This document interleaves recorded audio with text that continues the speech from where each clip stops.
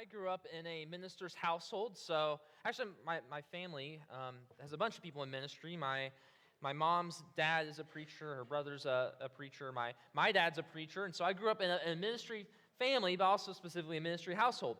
And if you ever are one that grew up either as part of an elder's family or a minister's family, you'll know that when the church doors are open, you show up. Whenever there was something that needed to be done, my family were the ones to step in and help out and do the work that needed to be done. My dad had a habit of encouraging us kids to participate in helping in all this stuff, and he called these things service opportunities.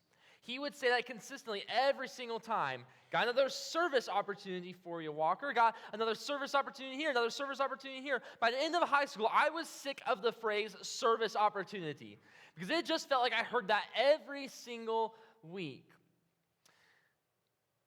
We are in a current sermon series called Brick Masters, where if you've been here the past couple weeks, you might have an idea of this idea that we are building a consistent faith together through various means and practices and areas.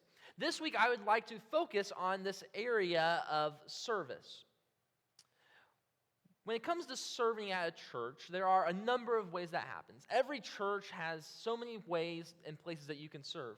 Here at Southern Heights, we have different groups or categories called serve teams where you can participate in serving the church, whether it's being a volunteer for the students or whether it's being a greeter out front for when services start, getting coffee ready, so on and so forth. There's a number of different ways. There's roles that need filled, there's acts that need done, there's people that need to teach and lead and participate and serve.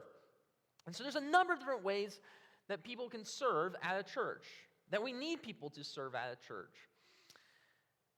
But with that being said, there's also a lot of feelings and thoughts that come when it comes to the idea of serving. Maybe you're like me as a kid where you hear about serving and service opportunities and you just kind of get sick of that. You just don't feel like you want to participate in that. Maybe you have no interest at all of serving the church. Maybe your idea of church is showing up here on a Sunday morning, praising God with some music, listening to a sermon, and going home, but not really buying into the church, not really doing much else than that. Serving is not part of that image of church for you. On the other hand, you might be on the other side of it where you are serving a lot. Like every single thing that comes up, you're one of the first people to step in over and over again, and you're at the point where you're getting burnt out of serving. It's just too much for you. And then you might be somewhere between this middle spectrum. Maybe you're someone that is older and you said that you've kind of retired from serving where you did your time 20 years ago and now it's time for someone else to do it. And so you're kind of just retired from serving. Or it might be something else. But there's a lot of thoughts and feelings and attitudes when it comes to the idea of serving in the church. But what would Jesus want us to do? What posture would he like us to take? What attitude does he want us to have when it comes to serving each other and being a part of serving in the church? Well, there's a time where Jesus lays out exactly that. It's a late Thursday evening, and on this Thursday evening, this will be the last meal that he shares with his disciples. The last time they're going to be together before everything turns upside down in their world. And as Jesus is sitting there at that supper, as he's looking at his disciples, he feels a cosmic weight on his shoulder. He feels a deep responsibility for the mission that he's been called to. If you want to join me and check it out yourself, we're going to be in John 13 this morning. Again, that's John 13. I'm using the CSB translation if you want to follow along with that. And as we read the first three verses of John 13, I want us to just notice that Jesus is taking in this cosmic level responsibility, this weight that's on him. John 13, 1 and following says this. Before the Passover festival, Jesus knew that his hour had come to depart from the world to the Father. Having loved his own who were in the world, he loved them to the end. Now when it was time for supper, the devil had already put into the heart of Judas, Simon Iscariot's son, to betray him. Jesus knew that the Father had given everything into his hands, that he had come back from God, and that he had come from God, and that he was going back to God. As Jesus sits there at the table, They didn't really have seats. They actually reclined kind of on their sides, so their feet were out from the table. His elbow would be forward. As he reclines there, he feels a cosmic level weight on his shoulders. That he has this mission by God to rid the universe, to purge it, to cleanse it, to restore the universe of evil. That doing that, to perform this mission, to go forward with it, required that he would have to die. And he knows that. He knows that his death is near. He knows that his mission is coming to its end, to its fulfillment. The worst of all, it's not going to just happen by chance, but instead, one of his closest disciples, Judas, is going to be the one to initiate this process. But it wasn't by human means, it wasn't by human agency that Judas was going to do this. Instead, Judas has become an instrument of Satan. What John is reminding us is that there are greater cosmic forces at work behind the scenes. Behind the scenes, Jesus had a mission from God. He came from God to die, and he is going to soon go back to God. But to go from here to there, he is going to have to die in between. But in doing so, in feeling this cosmic weight on his shoulders, he's also reminded that God has essentially said to him, it's your choice. God has handed everything to Jesus. What that means is that God has given Jesus the agency to make this decision on his own. So with this responsibility, with this weight on his shoulders, what will Jesus do? How's he going to respond to that feeling? Is he going to flee from his mission? Try and run away from it as far and as fast as he can? Is he going to just ignore it and just kind of keep doing life how he wants to? Is he going to use his power and ability to transform and shift and change this and try and make something different happen? Let's see what Jesus' response is. Verse 4. So. And the word so here is saying because or in response to feeling this cosmic weight on his shoulders. So Jesus, he got up from the supper, laid aside his outer clothing, took a towel and tied it around himself. Next, he poured water into a basin and began to wash his disciples' feet and to dry them with the towel tied around him. As Jesus feels the cosmic weight, the cosmic impact, the responsibility on his shoulders to complete God's mission, to die, his response is not to flee from his mission. His response is not to try and change the outcome of things. His response is to take off his outer clothing, take a basin of water with a towel, and then kneel beside his disciples' feet and wash them. And that sounds pretty surprising to us that that's what he would respond in that way. But when we actually understand the societal, cultural context of foot washing, it goes from this being a surprising act of Jesus to being a radical act from Jesus. Foot washing was a common practice in this culture, in this world, in the first century. It was usually done for people coming into the home, usually honored guests. They would have their feet washed before a meal. They'd go and sit down and recline around a U-shaped table at special meals like this one would be. But they didn't have closed-toed feet and shoes like we do today. Instead, they would either be barefoot or some people would have something like sandals that we have today. And so you got to imagine that they would be washing these dirty and dusty feet that were coming in by traveling on foot everywhere. On top of that, for some people, the feet would have particles of manure on them because they would be working with livestock throughout the day in an agriculturally rich society. So people would have to wash these stinky, dirty, disgusting feet to come in and get them clean and ready for the meal. At the same time, feet were considered the dirtiest part of the body. And I'm thinking to myself, amen. I hate feet. Feet are disgusting to me. I want your feet as far away from me as possible, okay? Please do not get your feet near me. And so I would fit right in with society here because feet were disgusting to them. Feet were so revolting that foot washing was considered the lowest, most demeaning practice in the household. It was so demeaning it was so disgraceful to wash feet that not even paid servants would do it. No, foot washing was reserved for household slaves. In fact, it's interesting, if you were to explore some Greco-Roman texts from the ancient world, from the first century, you would find out that in some of these texts, foot washing, that term, was a synonym to slavery. To call someone a foot washer was to call someone a slave. So what Jesus is doing here is he's doing something radical. Because never, and I mean never, ever, ever, would a superior wash someone's feet. Because to wash someone's feet was to say you were a slave. To wash someone's feet was to be giving away your status, to make yourself nothing. And that's what Jesus is doing here. He is making himself nothing. He is purging himself of his status to wash his disciples' feet. He is doing something radical. He is defying societal expectations to do something for his disciples.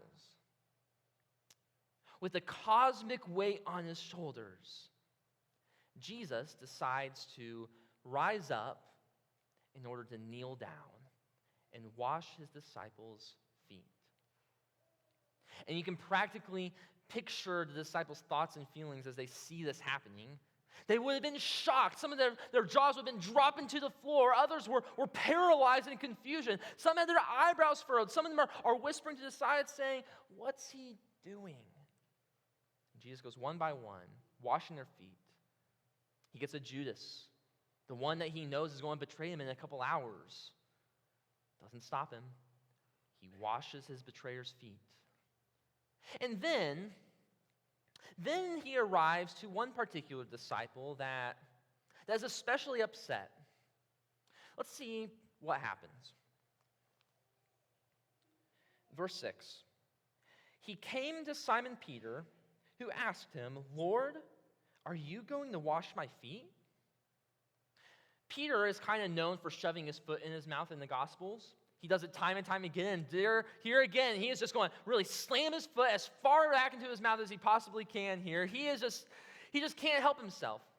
He is confused. He is disgusted by what Jesus is doing. A Lord, a master, has no right to be washing people like Simon's feet. In fact, the Greek emphasizes the pronouns here. It's like Simon is saying, "Lord, are you going to wash my feet?" Simon says this is a ridiculous thing that's happening. And without skipping a beat, without pausing at all, Jesus responds back in the next verse. He says this, Jesus answered him, "What I'm doing you don't realize now, but afterward you'll understand." Jesus here, he's kind of funny. He also emphasizes his pronouns here. What I'm doing, Simon, you don't realize. It's almost like Jesus is a parent scolding their kid and going, "When you're older, you'll understand." If you're a parent, you may have said that before. If you've ever been a kid, you probably had that said before to you. Peter just doesn't get it right now. He doesn't understand what's going on. And so Simon, he puts his foot down here. Look at what he says next. He says this in verse 8. "You will never wash my feet."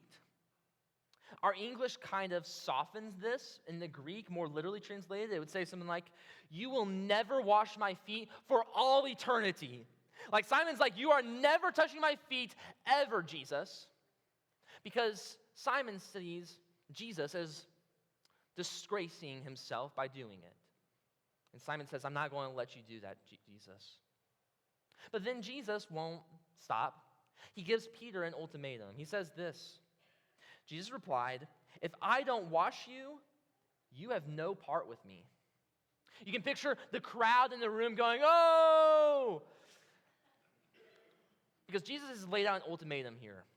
He's saying, "Simon, you got two options. One, you can let me wash your feet. But two, you don't let me wash your feet, then you have no reason to be in this room with me. You won't share in my life, my relationship with you." And as Simon feels that devastating reality, as he's trying to figure out what to do, it's almost like he goes and makes a pendulum swing. Because look at what he says in this next verse. It's so funny. He says this, "Simon Peter said to him, 'Lord, not only my feet, but also my hands and my head.'" Peter, he goes the whole opposite side, like as a light bulb went off his head, going, man, if I get part of Jesus by him washing my feet, Jesus, just give me a whole bath. I want all of you. He wants himself all entirely washed off.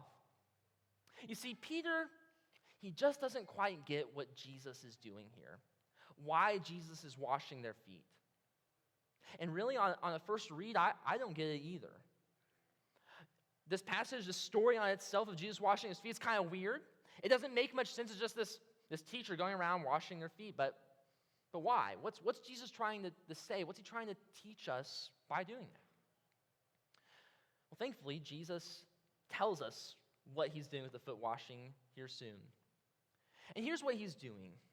Jesus is offering a posture of what it's like to be a part of his kingdom. He is going to give us an example of what we are called to do. That we are called to empty ourselves for others. We are called to serve like he served. Go ahead and skip down to verse 12. When Jesus had washed their feet and put on his outer clothing, he reclined again and said to them, "Do you know what I have done for you? You call me teacher and Lord, and you are speaking rightly, since that is why I am. So if I, your teacher, your Lord and teacher, have washed your feet, you also ought to wash another's feet. For I have given you an example, that you also should do just as I have done for you." Jesus takes his foot washing act and turns it into an object lesson.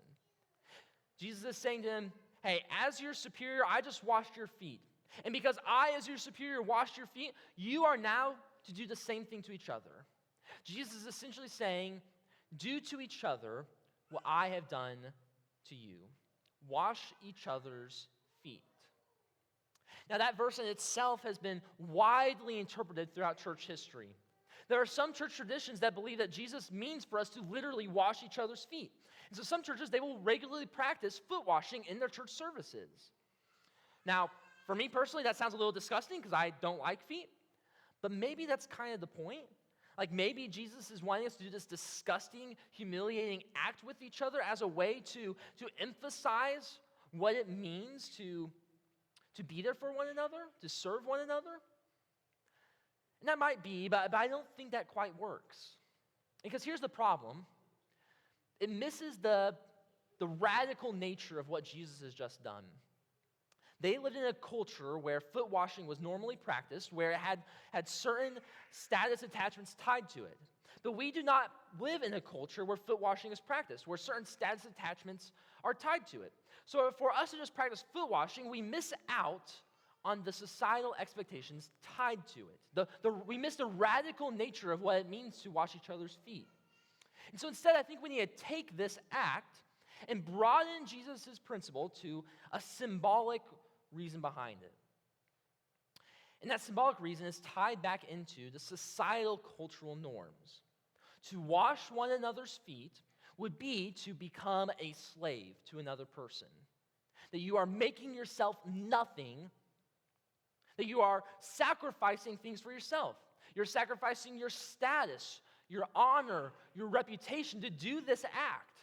You are washing another person's feet, which means you are being completely selfless because you don't get anything out of it at all. In fact, it's only for another person's benefit. And when we have that cultural idea in our mind of what it means to wash someone's feet, we can understand that when Jesus says to wash each other's feet, it's less about the literal foot washing, and it's more about the posture that's behind it. That we are to make ourselves nothing in serving each other. That we are to lower and empty our status for the betterment of another person. What Jesus is essentially saying here is that the kingdom posture is kneeling, looking up, not standing, looking down. You might be a leader here at Southern Heights. You might be a volunteer with the students, or you might be an elder. Kneeling down is not taking your leadership title and taking it to your head. Kneeling down is not going, that area of service is too small for me, or it's too messy for me. I'll let someone else do it. Kneeling down is jumping in and leading by example. It's doing the small, menial, even ugly tasks. That's how you serve like Jesus served. Kneeling down is when you see needs that are not being filled.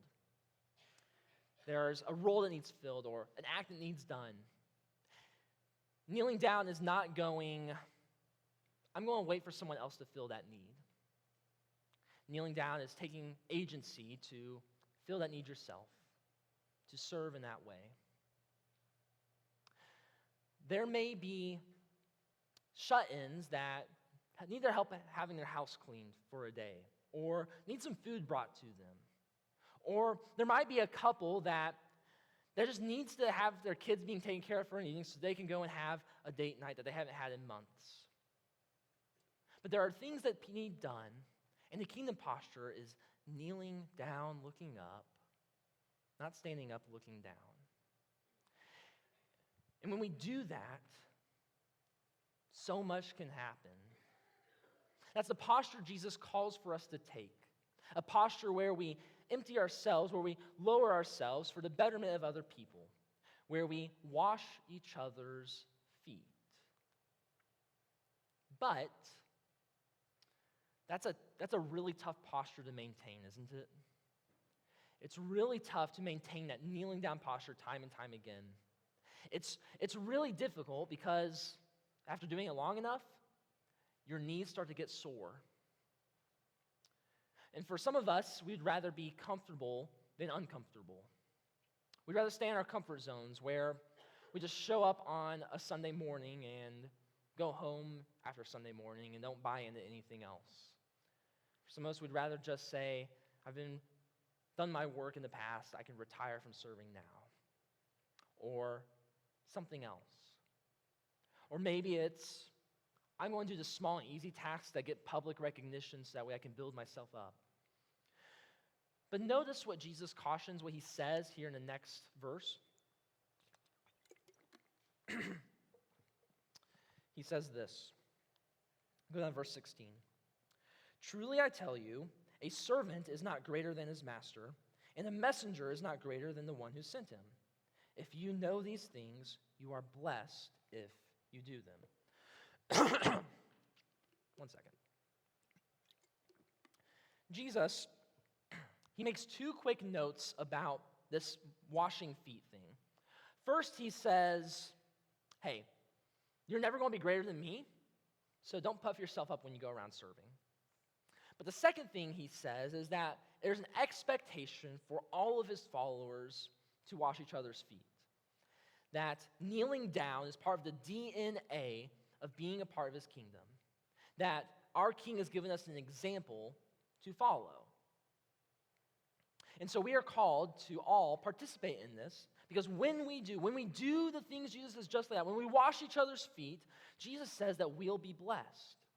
We'll have his approval, and we will flourish in his kingdom. But that also sounds kind of exhausting in some ways. That if we constantly keep this kneeling down posture, if all of us are doing that, it sounds like that'll get tiring. Some of us might be thinking, I'm going to get burnt out if I just keep kneeling down, serving, because that's too much on my plate, too much on my load, too much on my hands. It sounds like that could cause a lot of problem and stress and burnout. But actually, when we all take place in it, when we are all kneeling down, the opposite happens. Let me show you what I mean. I've asked Laura to come help me this morning.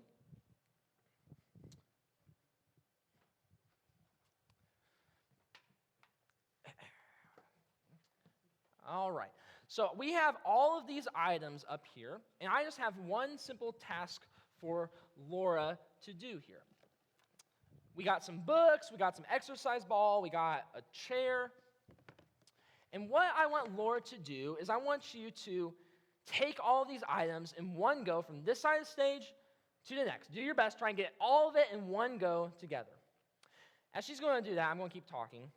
These items represent the idea of what it looks like to see different needs and roles that need filled, places to serve. So different needs that need met, different roles that need filled, different things that need done in the church, places to serve. But oftentimes, the problem is that these needs aren't getting filled. People aren't stepping in to help out. And so it ends up landing on a single person to do it all, to get it all filled up. There's a principle in business called the Pareto principle. It's a business rule that has a really broad range of actions. It's also called the 80-20 rule. In this context, the idea is that 80% of the work is done by 20% of the people. You got this. Keep going. And this is what happens often. When roles are not being filled, when space needs done, it ends up falling on 20% of the church. And that happens so often that 20% of the church end up getting stuck having to do everything. They do 80% of the work. They fill, they serve. It's the same people it lands on. And what ends up happening, all right, Laura, we can bring it back, and I'll help you out real quick. Give Laura a round of applause.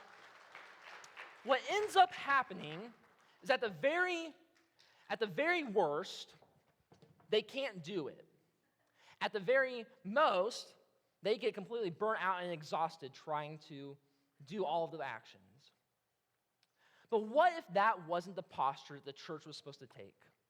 What if instead we all participated in kneeling down, looking up? Things might look different.